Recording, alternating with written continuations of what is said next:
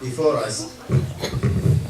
I start, can I request the driver of a vehicle which is blocking the road, the entrance, and it's number W673 UNK. ये गाड़ी है किसी की जिसने रास्ता रोका हुआ है, गुजारिश है कि अपनी गाड़ी को हटा लें. Thank you very much. जज़ाकल्लाह खैर. बिस्मिल्लाहिर्रहमानिर्रहीम. अल्हम्दुलिल्लाहि रब्बिल आलमीन. والصلاة والسلام على أشرف الرسل وسيد الأنبياء وخاتم المرسلين وإمام المتقين سيدنا ومولانا محمد وعلى آله وصحبه أجمعين. أما بعد.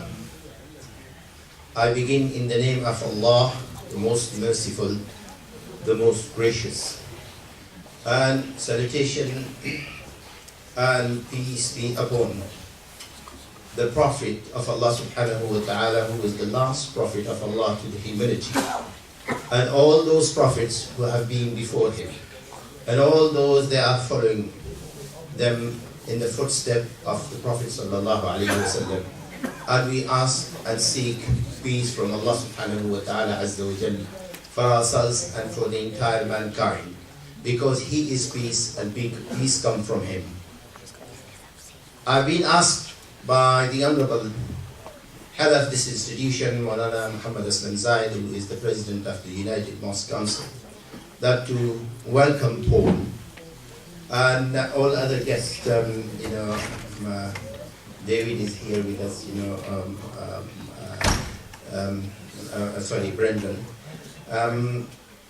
Actually, the very first thing is that I know, as Haisha said, I know Paul since the anti-war movement started, and then when the atrocities began in Palestine against the Palestinian people, and I know his excellent contribution to that, and I always remember him. And he has not hesitated in any way to come out and to be with the Muslim community and speak for the Palestinian people or for any other causes. We actually appreciate and grateful as a Muslim community for his excellent work in this regard, and we hope that this will continue. I think in his speech he pointed out some of the very important issues. We as a Muslim community, as the entire history of our forefathers up to this day, we have seen turbulent time. We have seen National Front, we have seen racist elements, we have seen extremists coming from this community as well, we have seen EDL coming against Muslims. But obviously, if I say I'll not be wrong, that the overall majority of the Muslim community has proven in this country that they are the most law-abiding people. Those of our elders and our first generation, second and third generation people, though they are obviously managing our mosques and committees, they have proven in this country that they are the most law-abiding and peace-loving people. They cooperated in all sorts of, ways to ensure that nobody must ever come to, in any way, harm the peaceful environment of our communities in our country. And I think that will remain the same. This is, in my view, as an educationalist, this is in my view, because we form a strategy, and I'm not interested in politics actually, though I studied politics. Lord Nazir was my classmate, but at Sheffield Polytechnic. But since I left politics and went into education, then I never came back to it. I'm saying that as a result of such a long strategy of the previous government to stabilize the multiculturalism, which obviously fruited in the best possible way, that we all learn, our school in the best possible way learn how to respect each other. Community cohesion was forcefully brought in, and that was very useful, that people were visiting mosques, synagogues and churches and all that. Children are still enjoying that community cohesion aspect of, and yet we see sadly that obviously the chieftain of all the politicians come out and discuss and say against. But the very ironic things for me is that, you know, at such a high level, somebody can come out and obviously name a faith and a religion, which is obviously promote peace, and this is Islam. It's really sad. But it's not for me to condemn the Prime Minister. It's, I think, for you to say to the Prime Minister that he was wrong. And I think you are absolutely elegantly and most assertively said that, and we support that. It's, again, another sad example is that 2 weeks ago in Sunday Telegraph, the Prime Minister in his article mentioned the name of the mosque which I lead in Birmingham. And this is really sad when, you know, on contact, you know, his contacts were asked, they said, oh, he just mentioned, he didn't mean the mosque. He meant some people, you know, in Birmingham. It's really sad that what is happening here, that as Sayyid Awasi said rightly, that this is acceptable to talk against Muslim and Islam in this country. It's becoming a sad norm that people, you know, talk about Islam and Muslims. People bring programs on TV. If somebody is committing wrong, we say that's wrong. But people sometimes, you know, mishmash and bring old programs, put into new broadcasts and try to promote propaganda against Islam and Muslims. Yes, we have weaknesses. We are a growing community. We are a very new community. But despite all this, we are actually in the best possible way trying to promote community cohesion within our mosque. We try to promote without, you know, even before 9/11. Before 9/11 and before all this began, actually I myself, since I came here into this country and I took as my first post as an imam, I started attending the diocese of South Yorkshire. And since then, since Bishop Len and even before him, we used to have meetings, we used to have, you know, training together and all that. And I think it's very important for us that we must remain there. The Muslim community, I assure you, that, you know, they are on this path. And I'm sure that all our senior politicians who are all here, from all across party, and all our community leadership is here, they are all agree with that.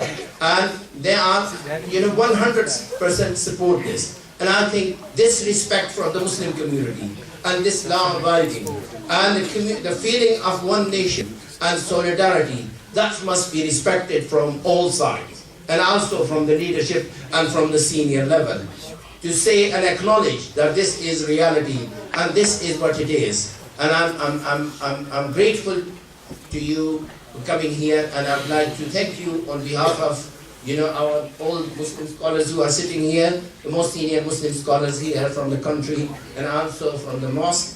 And from the Imam and all the parishioners who are here. Thank you very much. Jazakumullah khair. अभी मैं नवीद बाबू साहब के 10 साल दूंगा नवीद बाबू साहब तशरीफ लाए और वो आके खुश आमदीद के हमारे पुलिस ऑफिसर तशरीफ लाए हुए उनको उसके बाद वो अपने ख्यालात का इजहार फरमाएंगे.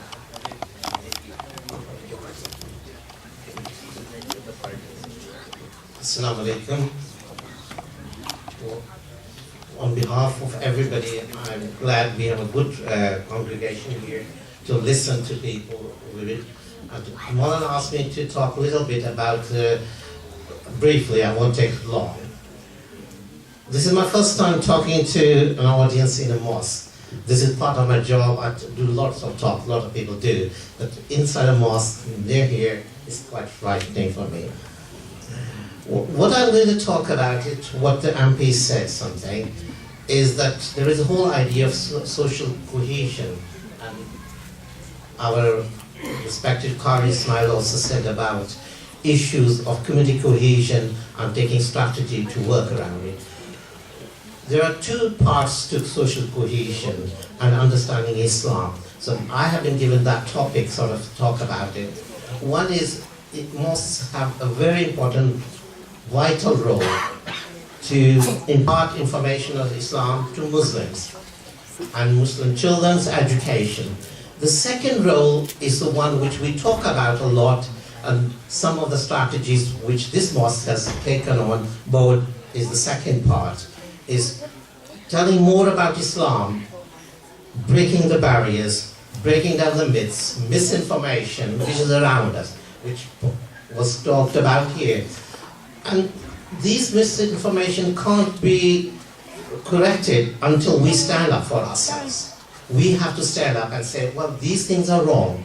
This is not Islam. This is the media what is telling you. And some of this information comes from non-Muslims, from some people have agendas around Islam. Some people genuinely are scared of Islam. And we have to tell them, and this is the role which this mosque has actually initiated.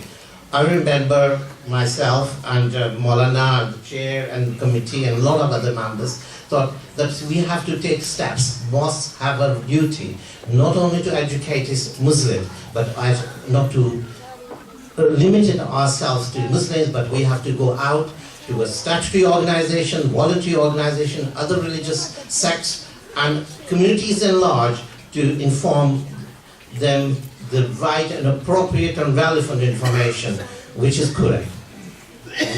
We did a seminar here which was, we thought for 30-35 people would turn up, and that was directed at non-Muslim organizations. This was done with very kind collaboration with the police and South Yorkshire Fire Services.